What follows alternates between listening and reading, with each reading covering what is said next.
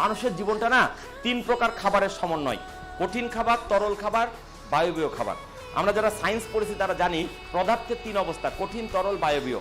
মানুষ 3 প্রকার খাবার খেয়ে বেঁচে থাকে। সবার আগে মানুষের জীবন শুরু হয় পৃথিবীতে কি দিয়ে জানেন?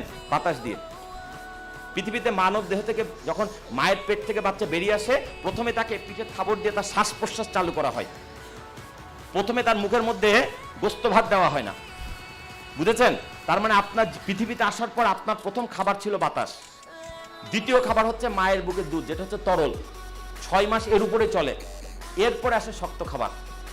এটা গেল শুরু, জীবনের শেষ। আজকাল তো স্বাভাবিক মৃত্যু উঠেই গেছে, সবাই কোনো না কোনোভাবে রোগ বাড়ায় মরছে। কিন্তু যদি আপনার কারো বাসায় বৃদ্ধ নানা নানি আছে, 80 বছর বয়স, মৃত্যু পথযাত্রী, খেয়াল করে দেখবেন প্রথমে তার মুখে খাবার শক্তি হারিয়ে যাবে।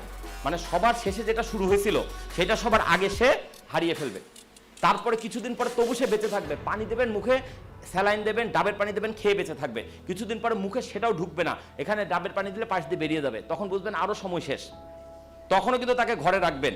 যেদিন তার শ্বাসটা বদ্ধ হবে, এখানে কোনো বাতাস পাবেন না, সেদিন তাকে কবরে বা শ্মশানে নামিয়ে দিয়ে আসবেন। তাহলে জীবনটা শুরু হয়েছিল বাতাস দিয়ে, শেষ হচ্ছে বাতাস দিয়ে।